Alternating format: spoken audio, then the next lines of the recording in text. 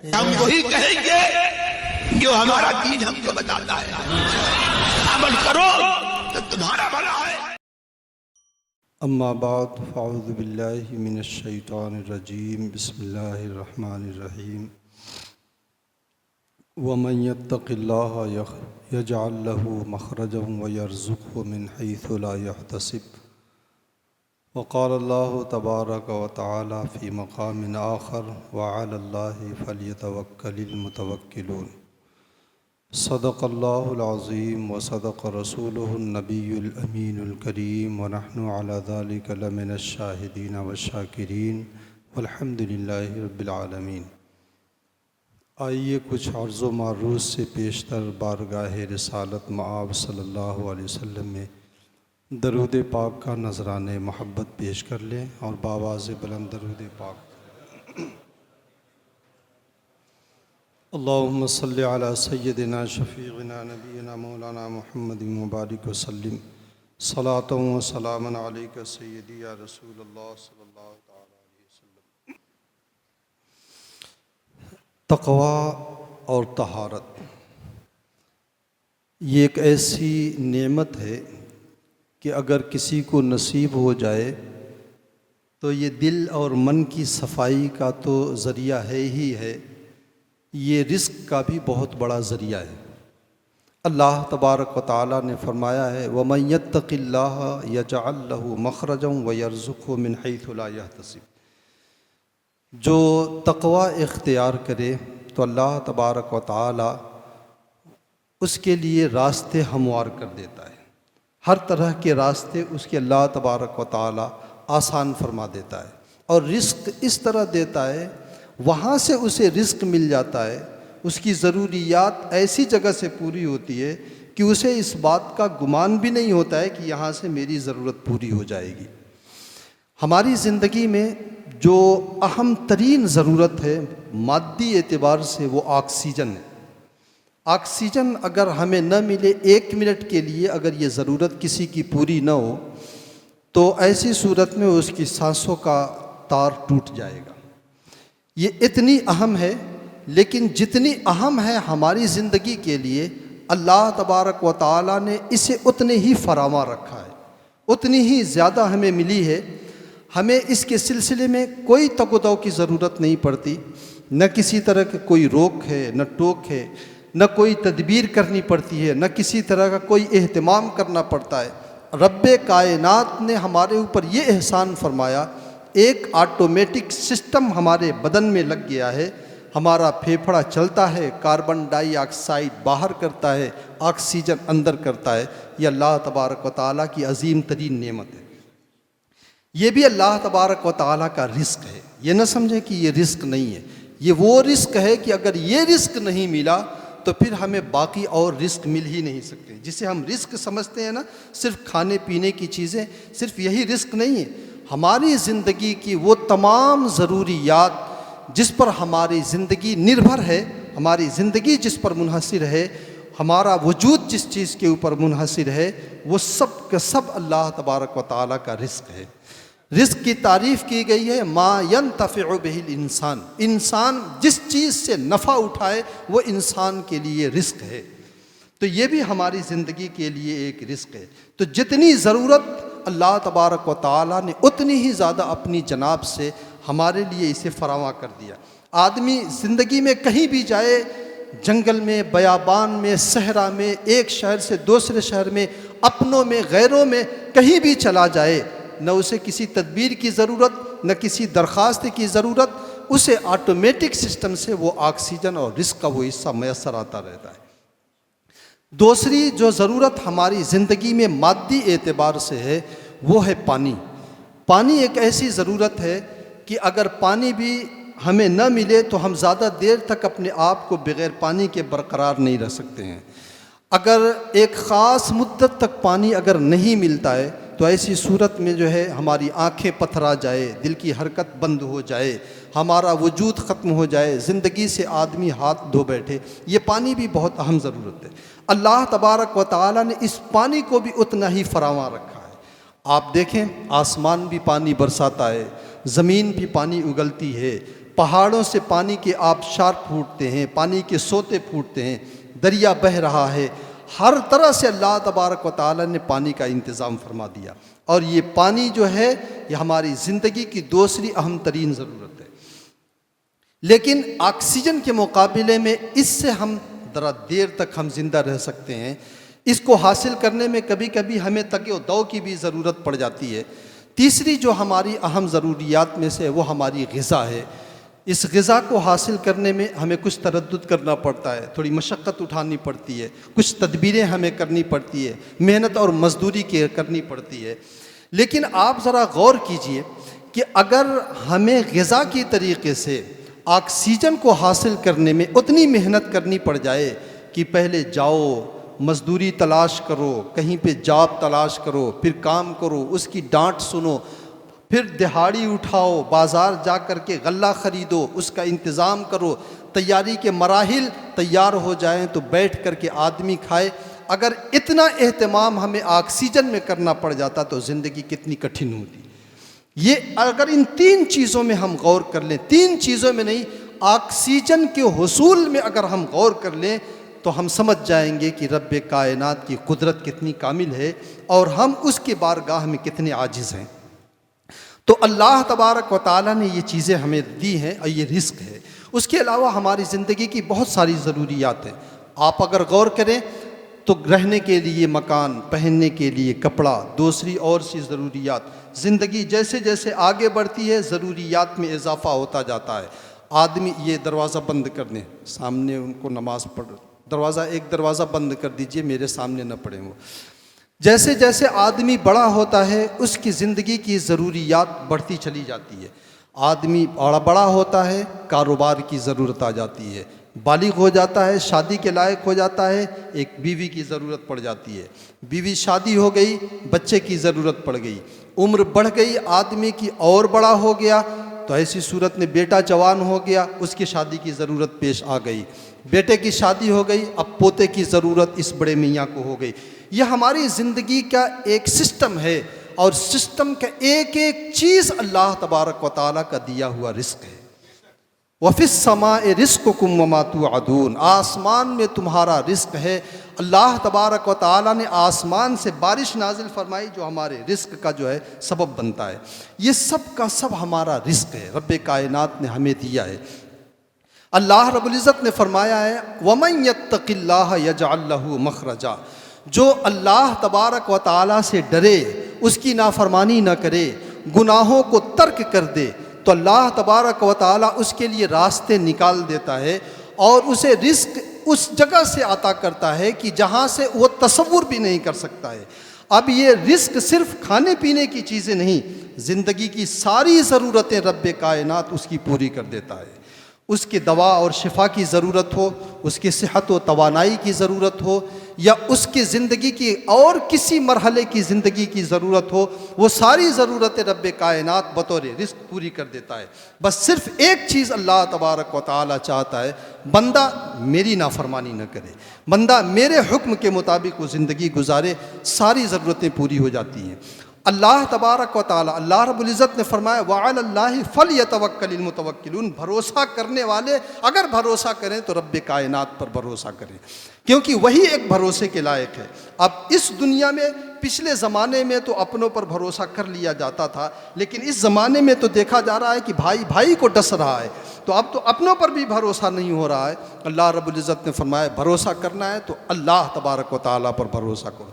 आकाए कायनात सल्लल्लाहु अलैहि वसल्लम ने एक हदीस में इरशाद फरमाया है लौ अन्नकुम तवक्कलतुम अलल्लाहि हक़्क़ तवक्कुलिही लरज़क़कुम कमा यरज़ुक़ुत तैर तग़दू खिमासन व तरूह बितानन, अगर तुम अल्लाह तबारक व तआला पर तवक्कुल का हक़ अदा कर दो, जो हक़ है वो हक़ अदा कर दो और पूरे तौर पर तुम उसके ऊपर भरोसा कर लो, तो अल्लाह के रसूल सल्लल्लाहु अलैहि वसल्लम फरमाते हैं जैसे परिंदों को रब्बे कायनात रिस्क देता है वैसे तुम्हें भी रिस्क देगा अल्लाह तबारक व तआला।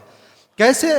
तग़दू खिमासन व तरूह बितानन, परिंदे सुबह को खाली पेट निकलते हैं और जब वापस आते हैं तो उनका पेट भरा होता है। इंसान को तो ये पता रहता है कि उसे सुबह उठ करके कहाँ जाना है, फ़लाँ साइट पे जाना है, फ़लाँ कंपनी में जाना है, फ़लाँ फैक्ट्री में जाना है, फ़लाँ की दुकान पर जाना है, फ़लाँ जगह मजदूरी के लिए जाना है। उसे इस बात का पता तो होता है कि उसे जाना है, वहाँ पर हमारे रिज़्क़ के असबाब फराहम हैं, वहाँ मैं मेहनत करूँगा, दिहाड़ी मिलेगी तो रिज़्क़ के असबाब हमें मिल जाएंगे। लेकिन परिंदों को तो इतना भी पता नहीं है कि हमें किस गली, किस कूचे, किस दरख्त के ऊपर जाना है। तो अल्लाह के रसूल सल्लल्लाहु अलैहि वसल्लम ने फरमाया कि अगर तुम अल्लाह पर कमा हक़्क़हू भरोसा करो और तवक्कुल करो तो अल्लाह तबारक व तआला तुम्हें इस अंदाज से रिज़्क़ देगा जैसे अल्लाह तबारक व तआला परिंदों को रिज़्क़ दिया करता है। ये भरोसे की बात है, अल्लाह पर यकीन की बात है। अल्लाह रब्बुल इज़्ज़त ने फरमाया है कि अगर तुम अल्लाह तबारक व तआला से डरो तो अल्लाह ताला रास्ते पैदा कर देगा हमारी ज़िंदगी के सारे ज़रूरियात। मुझे एक वाक़या याद आ रहा है, हज़रत अब्दुल वाहिद इब्न ज़ैद बड़े पाए के बुज़ुर्ग गुज़रे हैं।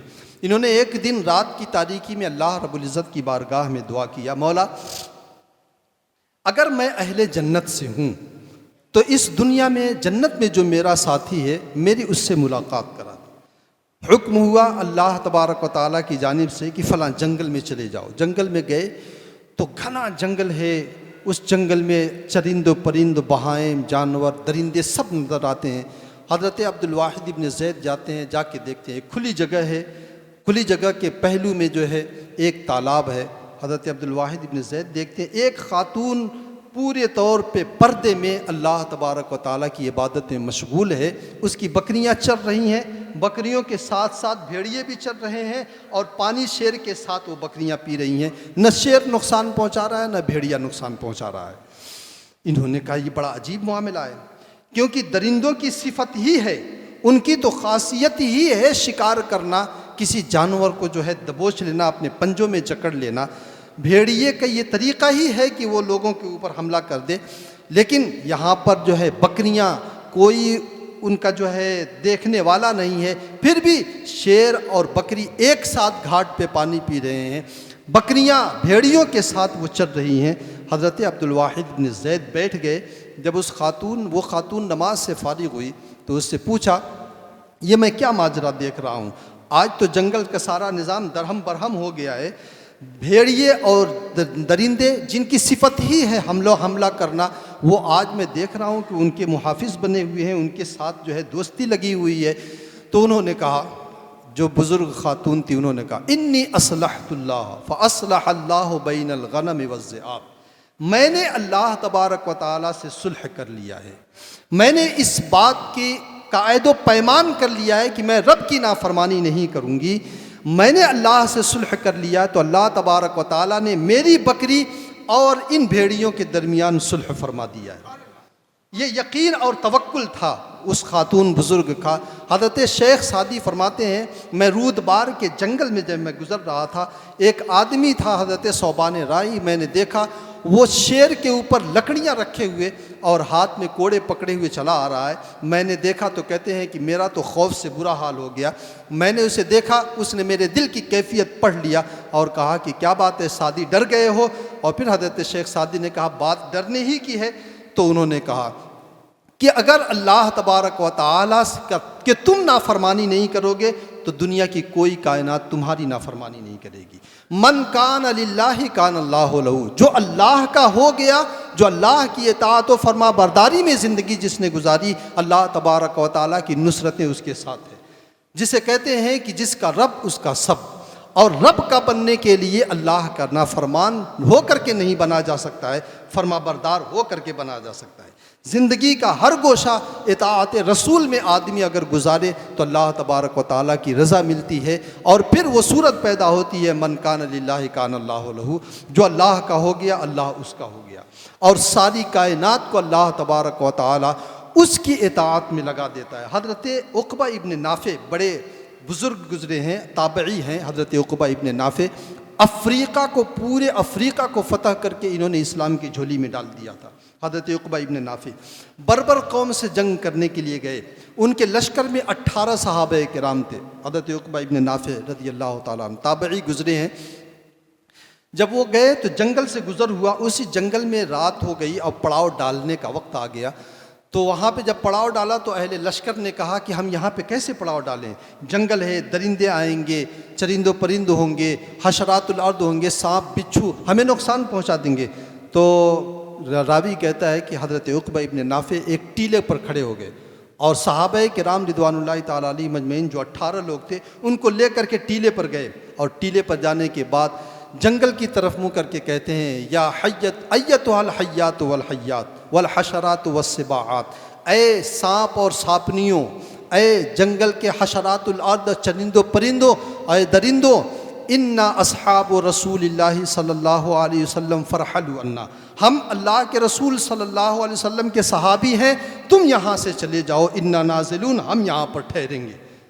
वो कहते हैं हम यहाँ पर ठहरेंगे। फमन वजदना हो बाद, अब इसके बाद अगर हमने किसी को पाया कत्ल ना हो तो हम उसे मार डालेंगे।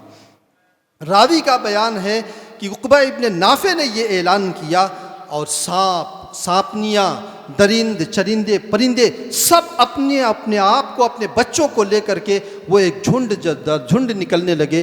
जब बर्बर कौम ने देखा कि उक़बा इब्न नाफ़े के एक ऐलान पर जंगल के दरिंदे और चरिंदों परिंद सब निकल गए हैं, तो बर्बर कौम जो है बग़ैर लड़े हुए उन्होंने सिपर डाल लिया और सिपर डालने के बाद वो दाखिल इस्लाम हो गए। ये उनका किरदार था, तवक्कुल था, ये उनका ईमान था, जिस बुनियाद पर अपने ईमान को दिखा करके उन्होंने उनको ताबे कर लिया था और इस्लाम की रोशनी उन्हें अता फरमा दिया। उनके ईमान ने उनके ईमान को अता कर दिया। आप ज़रा गौर करें, ये अल्लाह तबारक व तआला पर तवक्कुल है। बंदा जब तवक्कुल करे, अल्लाह की नाफरमानी को तर्क कर दे, अल्लाह ताला सारी कायनात को उसकी खिदमत में लगा देता है। हज़रत उमर फ़ारूक रज़ी अल्लाह ताला अन्हु, ये वाक़या आपने बारहा सुना होगा। हज़रत उमर फ़ारूक रज़ी अल्लाह ताला अन्हु के दौरे खिलाफत में जब मिस्र फ़तह हुआ और हज़रत अम्र इब्न आस वहाँ के अमीर मिस्र मुकर्रर हुए, तो दरियाए नील खुश्क हो गया। जब दरियाए, चूँकि मिस्र पूरे तौर पर दरियाए नील के ऊपर मुनहसिर है, अगर नील खुश्क हो गया तो जो है मिस्र वाले तबाह हो गए। तो दरियाए नील जब खुश्क हो गया तो वहाँ के कुछ लोग आए और उन लोगों ने कहा, हमारे ज़माने में जब नील खुश्क हो जाता था तो हमने एक तरीक़ा अपनाया था, उस तरीक़े पर नील दोबारा जारी हो जाता था। कहा वो क्या तरीक़ा है? कहा एक खूबसूरत दोशीज़ा हम लेकर के आते थे, एक कुंवारी लड़की लेकर के आते थे, उसे खूबसूरत लिबास पहनाते थे, सजाते संवारते थे और फिर उसकी बलि हम दरिया में चढ़ा देते थे तो दरिया दोबारा जारी हो जाता था। हज़रत अम्र इब्न आस ने कहा, इस्लाम तो इस बात की इजाज़त नहीं देता है, मैं तो ये काम नहीं कर सकता हूँ, लेकिन फिर भी मैं खलीफा वक्त से मैं दरियाफ़्त करता हूँ। उन्होंने ख़त लिखा, सारी कैफियत लिखा हज़रत उमर फ़ारूक के पास।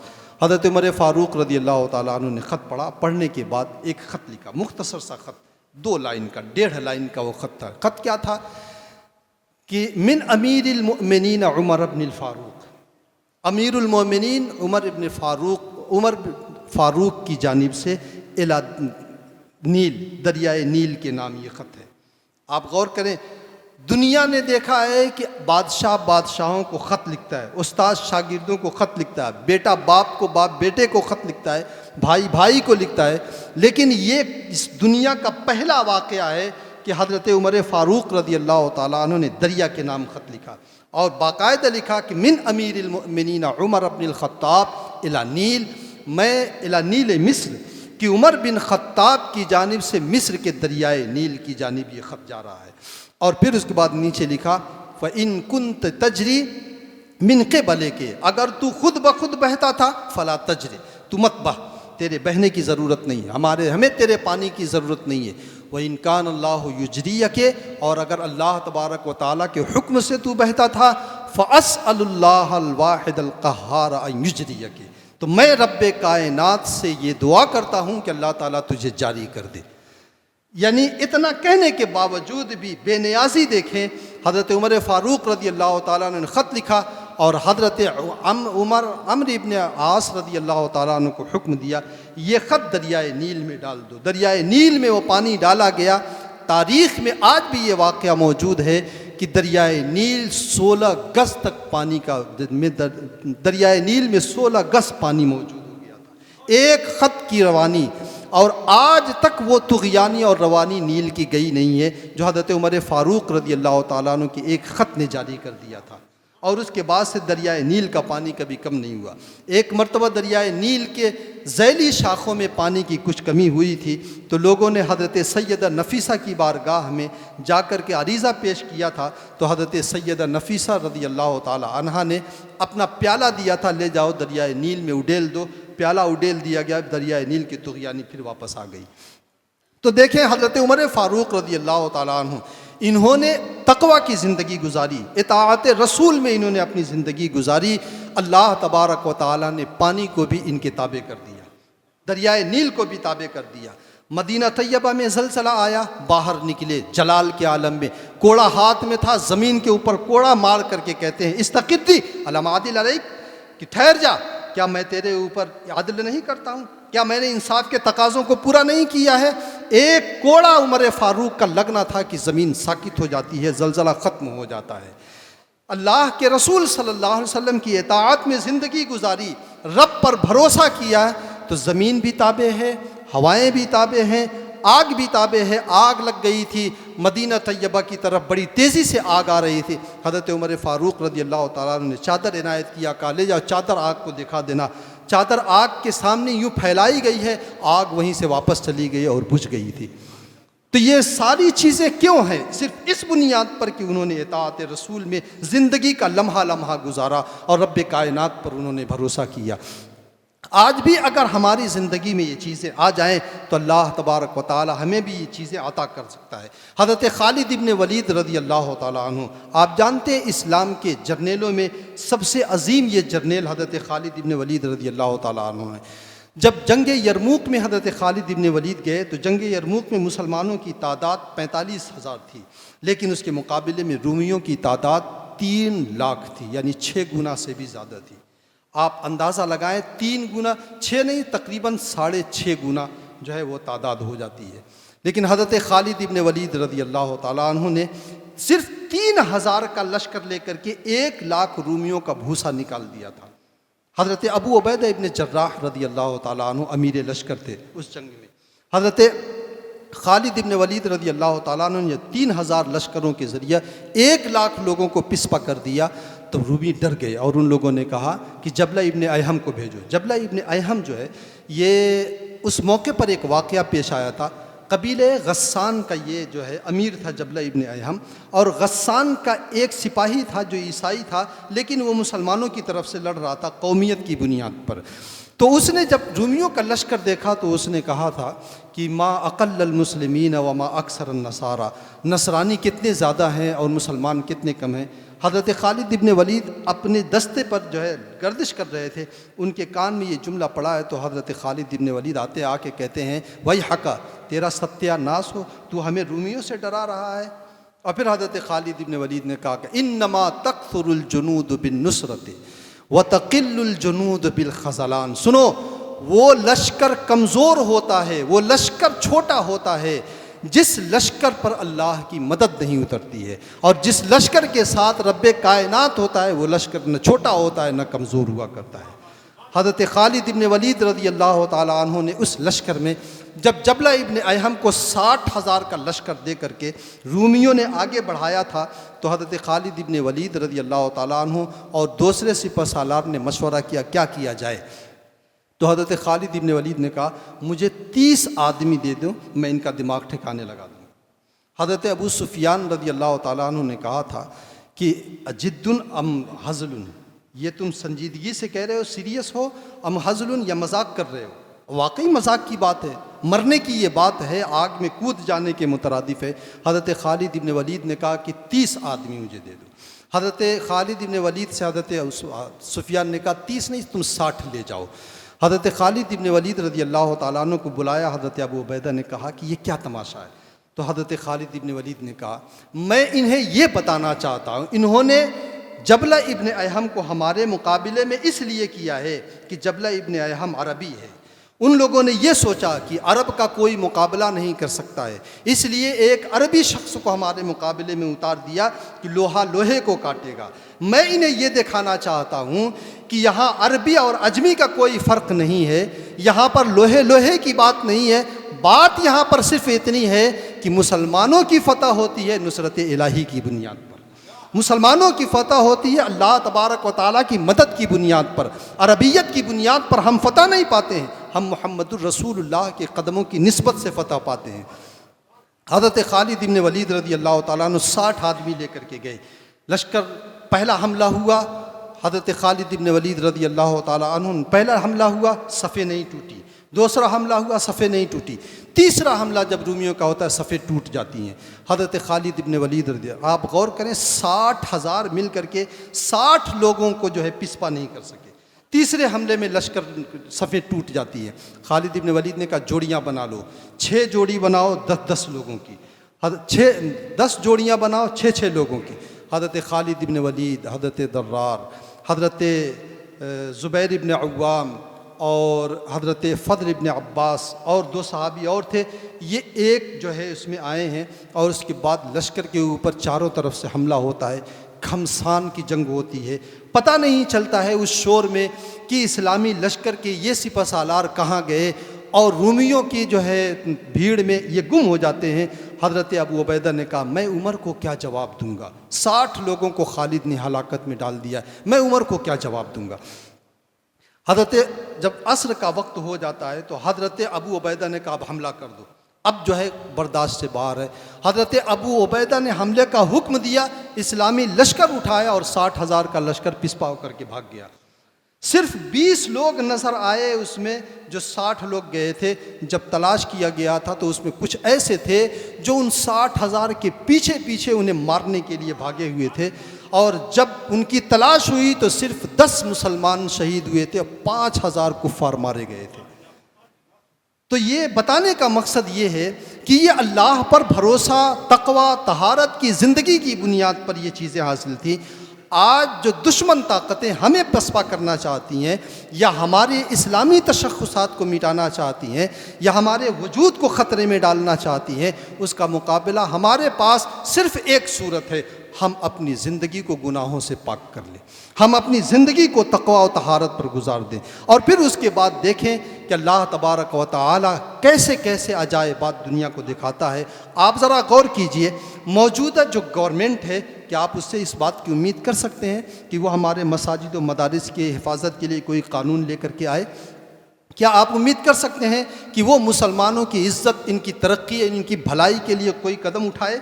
क्या आप उम्मीद कर सकते हैं कि ये मुसलमानों के लिए कोई अच्छा फ़ैसला उठाए? हरगिज़ नहीं हो सकता है। ज़मीन और आसमान एक हो जाए नहीं हो सकता है, लेकिन अगर आपने अपनी ज़िंदगी में बदलाव पैदा कर दिया और आपने तक़वा और तहारत की ज़िंदगी गुजार दिया, गुनाहों को तर्क कर दिया, तो अल्लाह तबारक व तआला फिर इन्हीं से मदद दिलेगा। अल्लाह तबारक व तआला इन्हीं के दिल में हमारी मोहब्बत को डाल देगा, इन्हीं को हमारा खादिम बना देगा। हमारे ऊपर जो भी मसाइब व आलाम है वो हमारी ज़िंदगी के बिगाड़ और फसाद की बुनियाद पर है। इसलिए इस दौर में हमें अपनी ज़िंदगी को संवारना बहुत ज़रूरी है, वरना